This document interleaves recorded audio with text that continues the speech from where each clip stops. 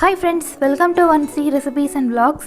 இதுவரைக்கும் நீங்கள் நம்ம சேனலை சப்ஸ்கிரைப் பண்ணலை அப்படின்னா சப்ஸ்கிரைப் பண்ணிடுங்க, கூடவே பெல் ஐக்கானையும் கிளிக் பண்ணிடுங்க. இன்றைக்கி நம்மளோட சேனலில் ஒரு சூப்பரான ஸ்வீட் ரெசிபி பார்க்க போகிறோம். இன்றைக்கி ஒரு ஸ்பெஷலான நாள். என்ன நாள் அப்படின்னா, நம்மளோட சேனல் ஆரம்பித்து இன்றைக்கி ஒரு 2 years கம்ப்ளீட் ஆகுது.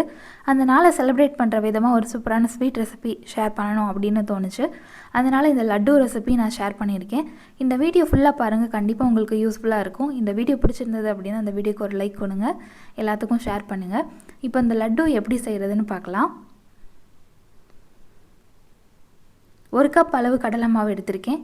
அந்த கடலை மாவை ஒரு பவுலில் ஆட் பண்ணிக்கலாம்.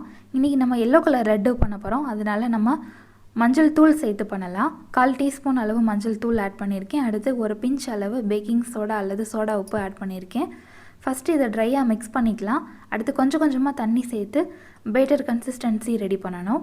நம்ம 1 கப் அளவு கடலை மாவு எடுத்திருக்கோம். ஸோ நம்ம 1/2 கப் அளவு தண்ணி ஃபஸ்ட்டு எடுத்துக்கலாம்.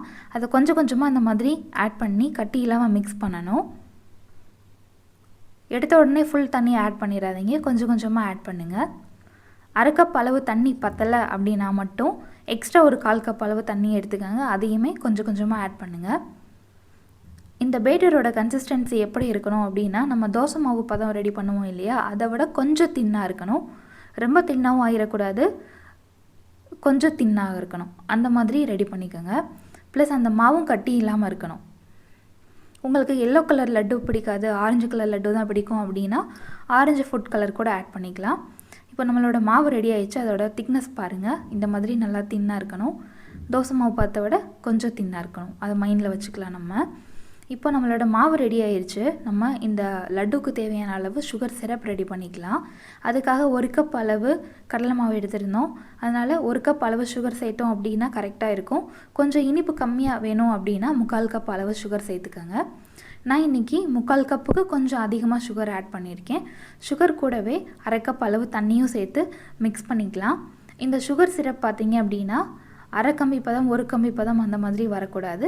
சுகர் நல்லா கரைஞ்சி கொதிக்க ஆரம்பித்த உடனே ஃப்ளேம் ஆஃப் பண்ணிடணும். இப்போது வாசனைக்காக 3 ஏலக்காயை பவுடர் பண்ணி ஆட் பண்ணியிருக்கேன்.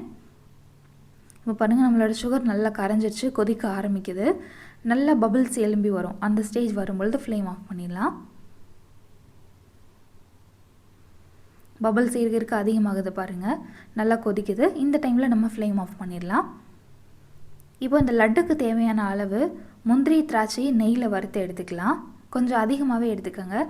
ஏன்னா லட்டுவில் வந்து முந்திரி திராட்சை இருந்தது அப்படின்னா சாப்பிடும்பொழுது ரொம்ப நல்லாயிருக்கும். 1 டேபிள் ஸ்பூன் அளவு நெய் ஆட் பண்ணியிருக்கோம். அது கூடவே கொஞ்சம் முந்திரி பருப்பு, கொஞ்சம் திராட்சை எடுத்துக்கலாம். முந்திரி பருப்பு ரொம்ப கலர் மாறுற வரைக்கும் ஃப்ரை பண்ணிடாதீங்க. அதே மாதிரி திராட்சை வந்து நல்லா பபிள்ஸ் மாதிரி எழும்பி வரணும். அந்த ஸ்டேஜ் வரவும் ஒரு தட்டில் கொட்டிடுங்க. இப்போது எண்ணெய் காஞ்சிட்ருக்கு. நம்ம என்ன பண்ண போகிறோம் அப்படின்னா, காரா பூந்தி மாதிரி ஃப்ரை பண்ணி எடுக்க போகிறோம். இந்த மாதிரி ஓட்டையாக இருக்கிற மாதிரி கரண்டி நம்ம வீட்டில் எல்லா வீட்லேயும் இருக்கும். அந்த கரண்டி யூஸ் பண்ணி நம்ம காரா பூந்தி பண்ணலாம். இது வந்து பூந்தின்னு சொல்லுவாங்க அல்லது காரா பூந்தி அப்படின்னு சொல்லுவாங்க.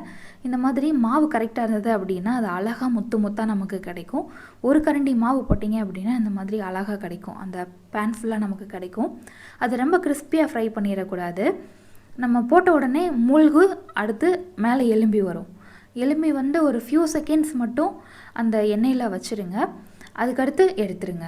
சலசலப்பு சவுண்டுன்னு சொல்லுவாங்க இல்லையா, அது மாதிரி வந்துடக்கூடாது.